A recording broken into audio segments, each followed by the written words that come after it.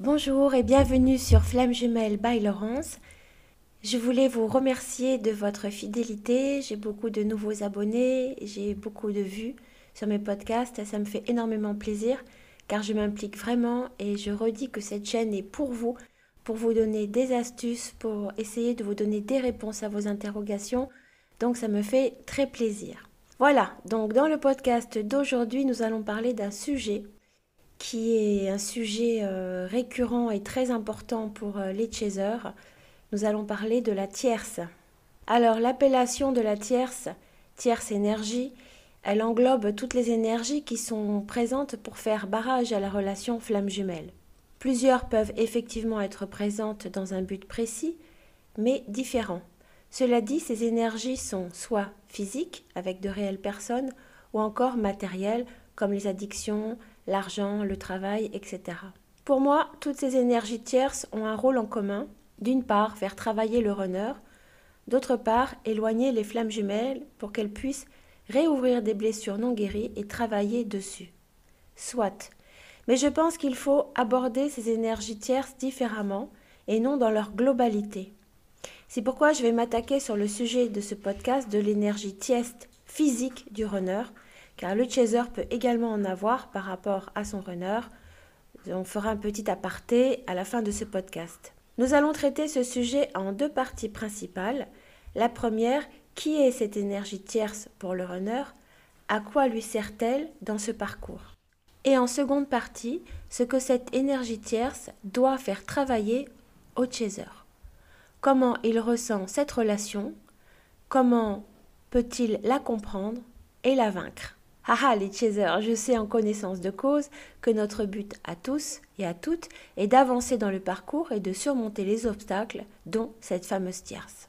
Alors tout d'abord, il y a plusieurs situations. Le chaser peut tout à fait rencontrer son runner en mode célibataire. À la séparation, il va soit retourner avec une ex, soit multiplier les rencontres et commencer une nouvelle histoire. Dans ce cas précis, il ne va pas rechercher l'amour passionnel qu'il craint par-dessus tout et qu'il ressent pour vous. Il va aller vers une relation qu'il peut gérer émotionnellement. C'est-à-dire que son choix va se porter sur une personne qui va l'aimer plus que lui ne va l'aimer et ne l'aime. Sachez-le les chasers, parfois cela réconforte. Nous restons quand même des êtres humains dans la 3D, même si nous vivons une relation spirituelle en 5D, nous restons entre les deux mondes. Le runner va se mentir à lui-même. Il est à cette période dans le déni du lien. Il va donc chercher à s'échapper. Il met son masque et appuie sur son fameux bouton off des émotions. Il se sent bien, dans un premier temps, car il a retrouvé une zone de confort qui le rassure. Deuxième cas de figure.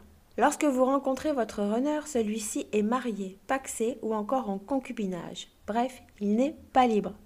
Il ne faut pas oublier, si vous faites partie du deuxième cas de figure, qui est le plus difficile, que votre autre a construit une vie. Il a donc des liens, comme par exemple des enfants, des biens matériels, etc., qui entrent dans l'histoire. De plus, il a des habitudes. Il vit dans sa zone de confort. Et je sais, ça ne va pas vous faire très plaisir à tous mes chasers, mais il a quand même des liens affectifs avec sa tierce. Alors ça peut être de la complicité, ça peut être de l'amitié, ça peut être de l'habitude, ça peut être un confort, ça peut être plein de choses, hein. C'est pas l'amour qu'il a pour vous. Lors de la reconnexion, le runner va être complètement déstabilisé. Il va ressentir de la culpabilité envers vous comme envers sa tierce. L'attraction qu'il ressent pour son chaser est incontrôlable. Les émotions que le runner contrôle ne sont alors plus contrôlables. Lors de la séparation, le runner en couple, je parle bien de ce cas, préfère jouer la sécurité et rester dans sa zone de confort et sa petite vie bien équilibrée. L'amour passionnel l'effraie, d'autant plus qu'il se pose beaucoup de questions sur le fonctionnement de son histoire d'amour avec son chaser, qu'il considère trop différent et encore d'une histoire trop belle pour être vraie. Le quotidien le rassure avec sa tierce. Il n'a pas peur d'être rejeté car il maîtrise cette histoire. Par contre, la reconnexion va changer la relation du runner avec sa tierce. D'une part parce que son chaser est omniprésent dans son esprit et qu'il ne peut plus l'en chasser. D'autre part, il va s'apercevoir petit à petit que la tierce n'a pas les mêmes centres d'intérêt, que leur sexualité n'est plus attrayante. Bref, ils sont de moins en moins connectés. Il s'aperçoit qu'il n'est pas avec la bonne personne. Les tierces sont souvent manipulatrices et toxiques. Alors attention, pas en tant que personne. Elles le sont juste avec notre runner. Car elles doivent l'être pour lui faire revivre son affirmation de soi, pour qu'il retrouve sa confiance en lui, comprendre ce qu'il veut vraiment.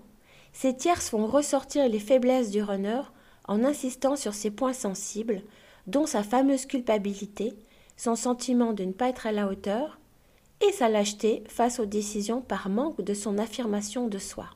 Il va commencer à moins ressentir les énergies que son autre lui envoyait auparavant. Normal, le chaser commence à travailler sur lui, il va mieux, se recentre.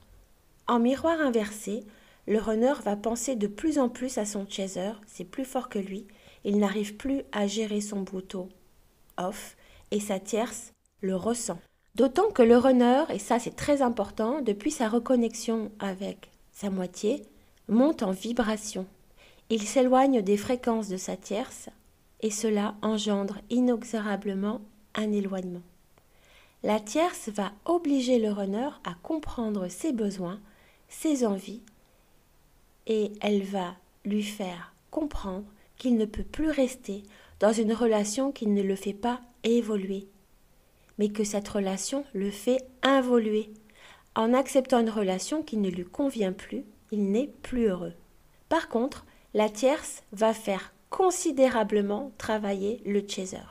Elle est là pour amorcer une prise de conscience du masculin sacré sur son évolution et pour activer certaines blessures du chaser à travers sa connexion avec son runner. Lui doit retrouver sa confiance en lui, s'élever dans son taux vibratoire, lâcher la culpabilité, retrouver sa confiance en lui. Le travail que déclenche la tierce sur le chaser impacte directement en miroir le réveil du runner, de son amour pour son féminin sacré.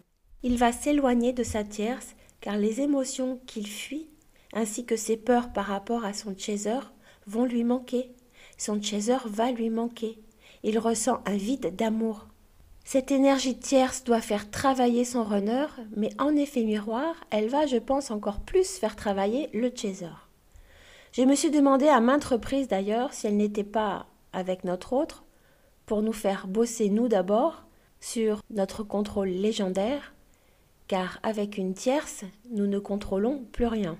Nous allons travailler sur notre blessure de la trahison et celle de l'abandon, qui vont automatiquement engendrer des sentiments d'incompréhension, de jalousie, de colère et d'impuissance. D'abord, regardez, je sais c'est difficile, la situation avec de la hauteur. Personne n'appartient à personne et notre runner ne nous appartient pas. Il est libre de suivre son propre chemin pour avancer. Et s'il a besoin de cette énergie tierce, il faut lui exprimer de la gratitude, elle va le faire évoluer lui et nous aussi. Le deuxième point est que si cette tierce est toujours présente sur la route dans notre parcours flamme jumelle, c'est qu'il y a une bonne raison, c'est la source qui décide. Notre runner a eu une vie avant nous, et avant de nous rencontrer, nous aussi par ailleurs. Après la séparation, s'il était célibataire, il va continuer sa vie sentimentale et rencontrer d'autres tierces qui vont le faire progresser dans son parcours. Il doit comprendre que c'est nous et personne d'autre. Les chasers sont déboussolés parce qu'ils ne comprennent pas. L'amour n'est-il pas plus fort que tout? Comment notre hôte peut-il aller ou être avec une autre? Alors, mes chasers, il va nous falloir travailler sur ce fameux lâcher-prise, le Graal de cette histoire flamme jumelle pour son avancement. Le lâcher-prise va engendrer le travail sur nos blessures, entre autres de l'abandon. L'énergie tierce va faire rejaillir la colère, l'impuissance, la tristesse, l'incompréhension, la jalousie. Tous ces sentiments humains, pas très jolis, qui noircissent notre âme. Pour nous élever, pour augmenter notre champ vibratoire, apaiser notre cœur et notre âme, nous devons absolument nous débarrasser de ces sentiments. Accueillir avec bienveillance cette tierce, parce que, en fait, elle ne nous a rien fait, et elle-même va souffrir par la suite. Toucher la patience du bout des doigts, mais commencer à la toucher. Lâcher le contrôle de la vie de son autre. Tout vient à point pour qui sait attendre. Alors on le sait bien, sans attendre vraiment.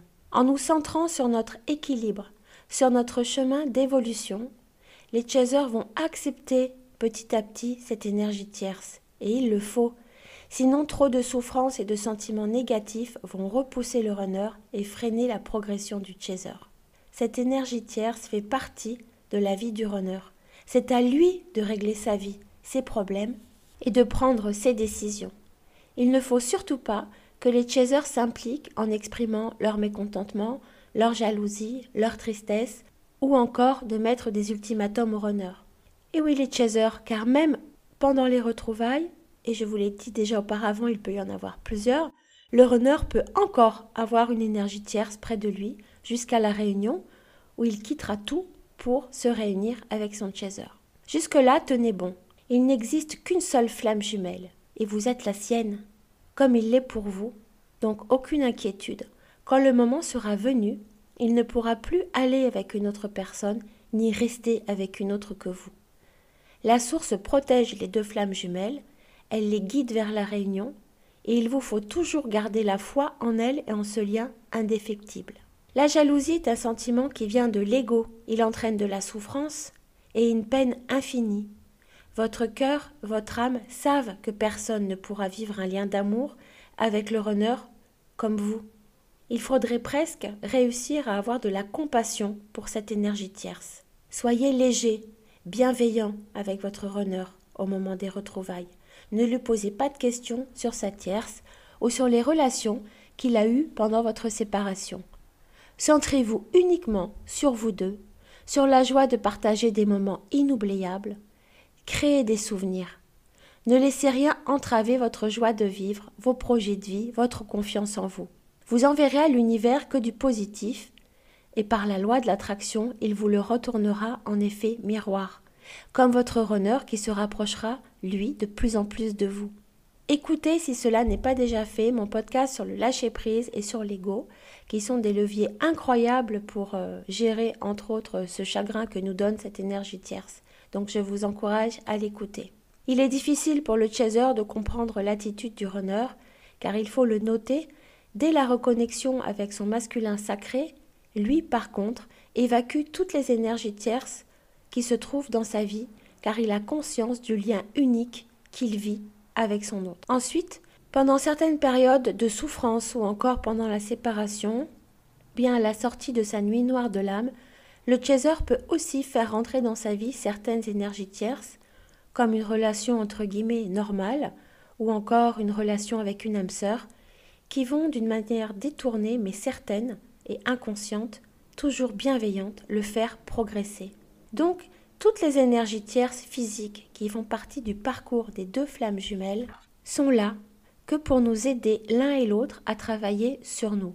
Votre amour indescriptible si puissant ne peut pas être jaloux d'un autre. N'en doutez jamais. Apaisez votre cœur. Écoutez-le. En attendant, vivez pour vous, soyez heureux et travaillez bien sur vos blessures. Mon prochain podcast sera sur les moyens de guérir les blessures et les identifier, analyser leur provenance. Parce que c'est dans cette relation la base. L'amour guérit tout et nous devons, grâce à cet amour inconditionnel que nous avons pour notre autre, l'avoir également pour nous. Il faut nous guérir de ces blessures, parfois ensevelies, et nous devons les surpasser pour nous avant tout. Comprendre que cette énergie tierce est notre alliée. Oui, je sais, c'est dur, mais possible. Je vous assure, elle montre au runner ce qui ne lui convient plus et ce qu'il ne veut plus.